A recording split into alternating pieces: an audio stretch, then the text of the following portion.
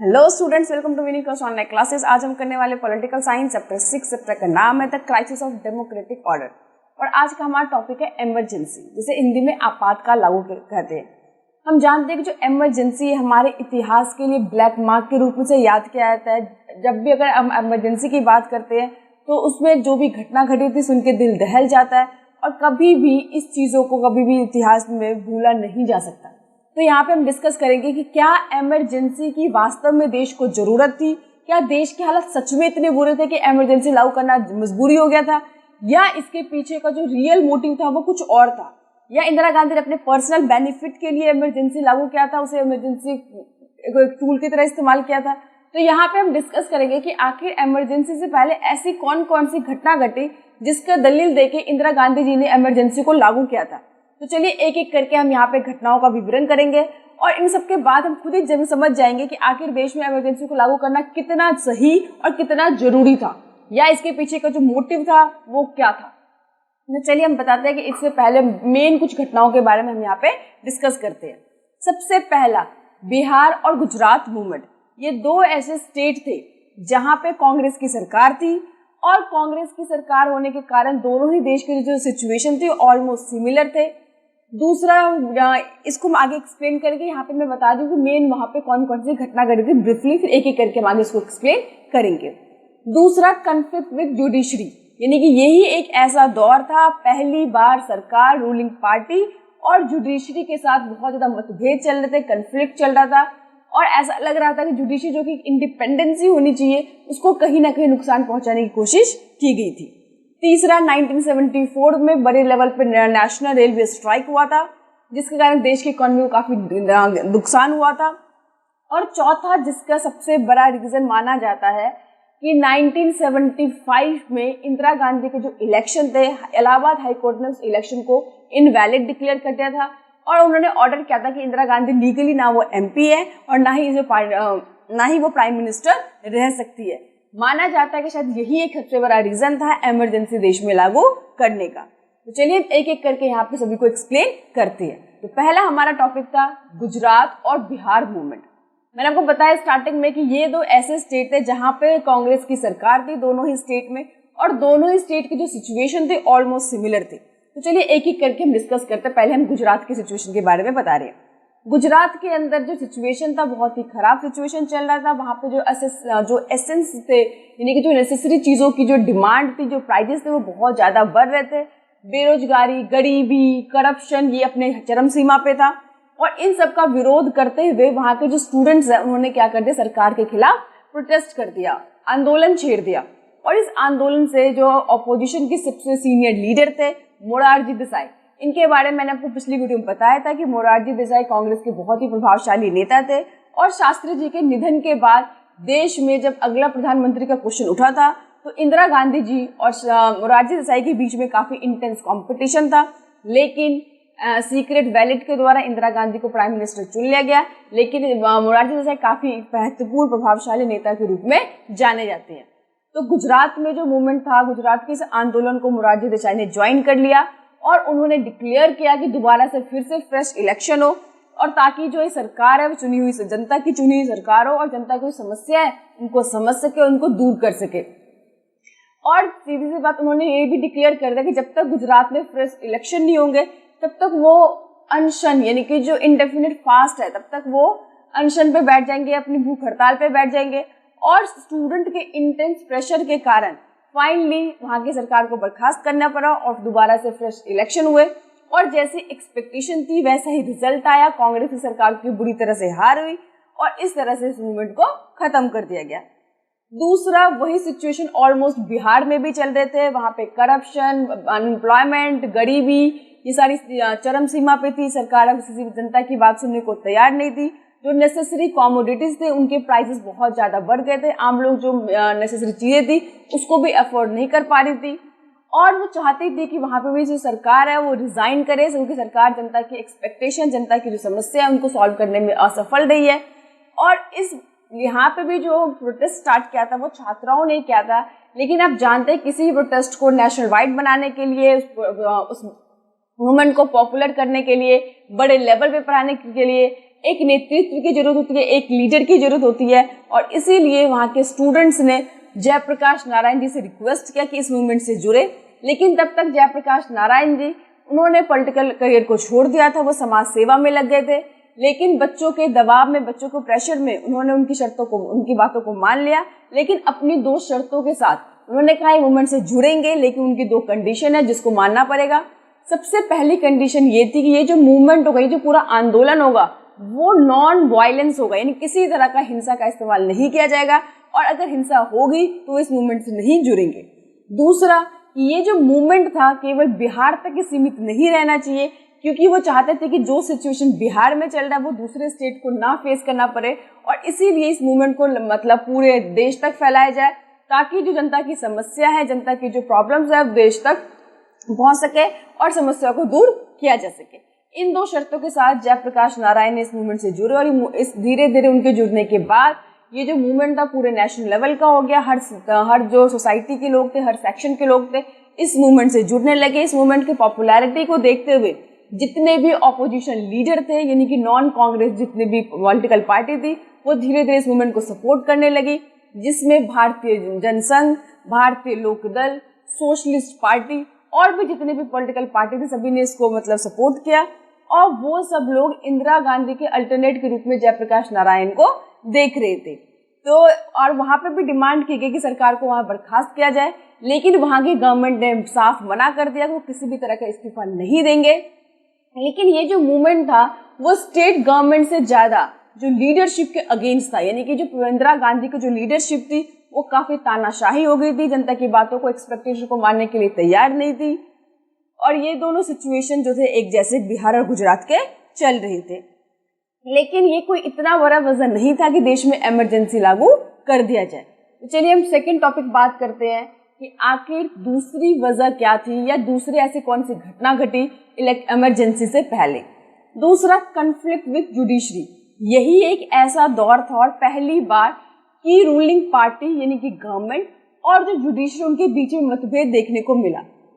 जो गवर्नमेंट थी उन्होंने मतलब दलील दी थी कि क्या जो फंडामेंटल राइट्स है उसमें कर्टेल किया जा सकता है, उसमें किस तरह के अमेंडमेंट किया जा सकता है। सुप्रीम कोर्ट ने साफ मना कर दिया कि संविधान में ऐसा कोई संशोधन नहीं किया जा सकता, किस तरह के अमेंडमेंट नहीं किया जा सकता जो कि फंडामेंटल राइट में कमी करे। दूसरा, गवर्नमेंट ने कहा था कि क्या राइट टू प्रॉपर्टी को पार्लियामेंट में अमेंडमेंट किया जा सकता है।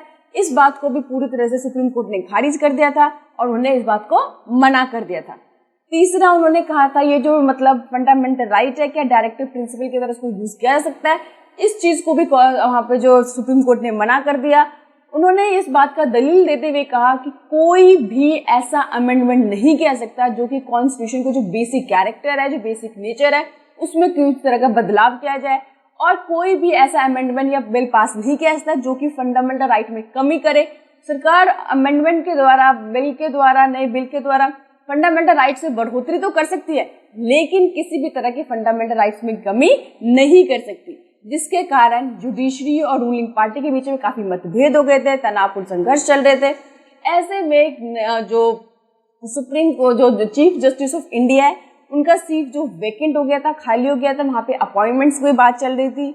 और ज्यादातर क्या होता है, जो सुप्रीम कोर्ट के मोस्ट सीनियर जजेस होते हैं उन्हीं में से किसी को चीफ जस्टिस ऑफ इंडिया बनाया जाता है। लेकिन पहली बार इतिहास में ऐसा हुआ था कि 3 सीनियर जजों को साइडलाइन करके जो एएन रॉय थे उनको एएन रे को चीफ जस्टिस ऑफ इंडिया बनाया गया, क्योंकि वो जो तीनों सुप्रीम कोर्ट के सीनियर जज थे वो इंदिरा गांधी के खिलाफ उन्होंने फैसला दिया था, दलील दिया था, जिसके कारण इंदिरा गांधी मतलब हर चीज को अपने पर्सनली लेकर देश के साथ इतना बड़ा खिलवाड़ कर रही थी। यानी कि ये पहली बार देखा गया कि जुडिशरी की जो इंडिपेंडेंसी है उसको खत्म करने की कोशिश किया जा रहा था और उस पर जो गवर्नमेंट अपनी जो मनमानी है वो चलाने की सोच रही थी। ये भी एक बहुत बड़ा रीजन माना जाता है कि देश में जुडिशरी हमेशा इंडिपेंडेंट होना चाहिए ताकि वो इंडिपेंडेंट काम कर सके और सही फैसला ले सके।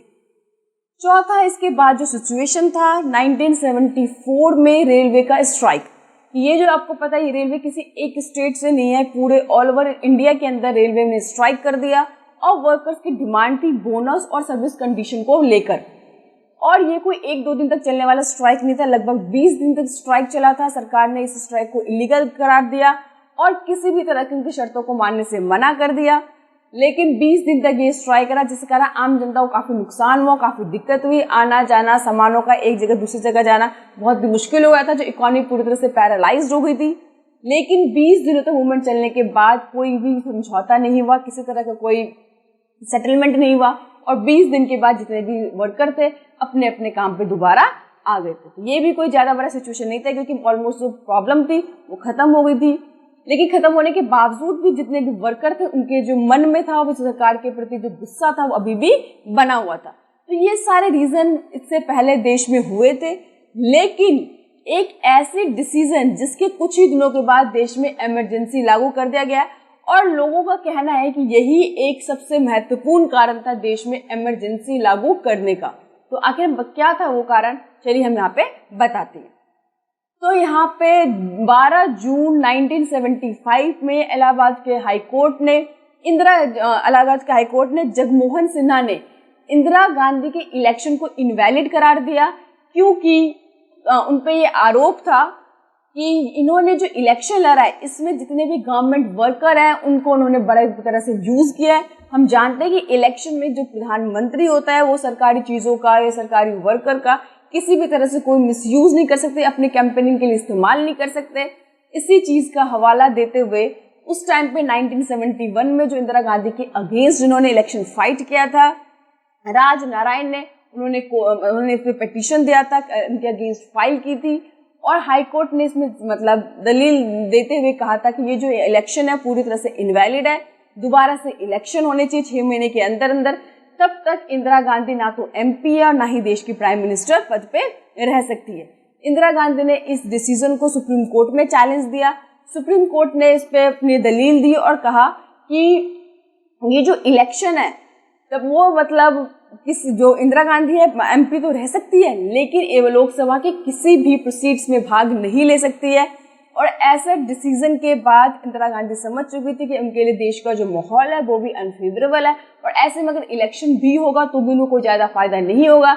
और इसी वजह से माना जाता है और उसके कुछ ही दिनों के बाद 25 जून 1975 की मध्य रात्रि को मिडनाइट को उन्होंने देश में इमरजेंसी डिक्लेयर कर दिया और ये कहते हुए कि एक्सटर्नल थ्रेट और इंटरनल डिस्टर्बेंस, इन्होंने 2 शब्दों का इस्तेमाल किया था कि बाहरी जो वातावरण है वो भी देश के खिलाफ है और घरेलू देश के अंदर जो इंटरनल डिस्टर्बेंस है वो बहुत ज्यादा है, वायलेंस का माहौल है और ऐसे में देश शांतिपूर्वक कार्य नहीं कर सकता, जिसमें इमरजेंसी लागू करना देश की डिमांड है, देश के लिए जरूरी है। और यही हवाला देते हुए उन्होंने इमरजेंसी लागू कर दिया था। सुबह 6 बजे उन्होंने मीटिंग बुलाई और उस मीटिंग के बाद एक एक करके उन्होंने बहुत बड़े बड़े कड़े फैसले ने स्टार्ट कर दिया, जो कि आम जनता के पूरी तरह से खिलाफ थे, देश के मतलब खिलाफ थे। और बड़ी मात्राओं में उन्होंने जितने भी ऑपोजिशन लीडर थे, अब जो भी उनके अगेंस्ट थे, जिन्होंने उनके खिलाफ मतलब कोई भी कार्रवाई करने की सोची थी, उन सबका उन्होंने बड़ी मात्रा में उसका मिसयूज किया, बहुत से लोगों का टॉर्चर किया। तो चलिए हम जानते हैं कि उन्होंने इमरजेंसी लागू करने के बाद किन किन चीजों को अंजाम दिया, यानी कि क्या उसके कॉन्सिक्वेंस हुए। ये जो क्वेश्चन है वो बहुत इंपॉर्टेंट है, 6 मार्क्स में कई बार आते हैं कि आखिर इमरजेंसी के क्या परिणाम हुए, इमरजेंसी के दौरान कौन कौन से बड़ी घटना घटी जिसके कारण आज भी इमरजेंसी को ब्लैक मार्क ऑफ हिस्ट्री कहा जाता है और देश में ये जो हमेशा इस इतिहास को कभी भी भुलाया नहीं जा सकता। और इंदिरा गांधी की जो पॉपुलैरिटी थी, जो छवि थी, इसके बाद बहुत ज्यादा खराब हो गई थी। तो आखिर उन्होंने इमरजेंसी में ऐसा क्या क्या किया था या उनकी गवर्नमेंट ने किन किन चीजों को अंजाम दिए थे, तो एक एक करके यहाँ पे हम डिस्कस करते हैं। सबसे पहले इमरजेंसी लागू करने के बाद जितने भी प्रोटेस्ट और जो स्ट्राइक थे पूरी तरह से बैन कर देगा, इलीगल कर दिया गया, यानी कि अब इमरजेंसी के दौरान कोई भी आम जनता या विपक्षी पार्टी किसी भी तरह कोई स्ट्राइक नहीं कर सकती, सरकार के खिलाफ प्रोटेस्ट नहीं कर सकती, ये पूरी तरह से बैन कर दिया गया था। दूसरा, जितने भी ऑपोजिशन पार्टी के लीडर थे, वर्कर थे, सभी को बड़ी मात्रा में गिरफ्तार किया गया, उनको जेल में डाल दिया गया। तीसरा, जो आम जनता के फंडामेंटल राइट्स होते हैं उनको उन्होंने सस्पेंड कर दिया और साथ ही साथ प्रिवेंशन डिटेंशन कानून का इस्तेमाल करके अब ये कहेंगे कि प्रिवेंटिव डिटेंशन कानून होता क्या है। इस कानून के तहत अगर किसी भी व्यक्ति पे अगर देश को शक होता है कि ये व्यक्ति फ्यूचर में कोई वायलेंस कर सकता है या लॉ एंड ऑर्डर को मेंटेन में प्रॉब्लम क्रिएट कर सकता है या देश के शासन व्यवस्था में दखल अंदाजी कर सकता है, तो ऐसे व्यक्ति को शक मात्र पे, चाहे वो किसी चीज को अंजाम दे या ना दे, ऐसे शक मात्र पे उसे गिरफ्तारी की जा सकती है। और इसी कानून के तहत बड़ी मात्रा में देश भर में गिरफ्तारियां की गई। इसके अलावा जो प्रेस थे उन पे सेंसरशिप लगा दिया गया। तो अब सेंसरशिप का मतलब होता है कि प्रेस पे सेंसरशिप लगाने के बाद जो भी न्यूज आम जनता तक जाएगी वो फिल्टर होके जाएगी, यानी कि आम जनता जो सही चीज है उसको नहीं पढ़ सकती। सरकार जो चाहेगी यानी कि उन चीजों को पब्लिश किया जाएगा। सरकार के अगेंस्ट, सरकार के खिलाफ कुछ भी नहीं लिखा जा सकता है। इस चीजों को प्रोटेस्ट करते हुए उस टाइम पे बहुत सारे जो न्यूज़पेपर थे, द स्टेटमैन, इंडियन एक्सप्रेस, उन्होंने अपना विरोध जताया और अपने जो न्यूज़पेपर थे उन्होंने ब्लैंक आम जनता तक पहुंचाए। बहुत सारे उस टाइम पे जो मैगजीन थे, सेमिनार, मेन स्ट्रीम, उन्होंने सेंसरशिप को मानने के बजाय अपने प्रेस को बंद करना ज्यादा उचित समझा। इसके अलावा उस टाइम पे जितने भी जर्नलिस्ट थे, राइटर थे, जो भी इमरजेंसी के अगेंस्ट लिखता, जो भी सरकार के खिलाफ कोई भी बयानबाजी करता, उन सबको डायरेक्ट अरेस्ट कर लिया जाता था। यानी देश में इतना हिंसा और खौफ का माहौल बना रखा था कि सरकार के खिलाफ अब एक शब्द भी बोलने का अधिकार नहीं रखते थे।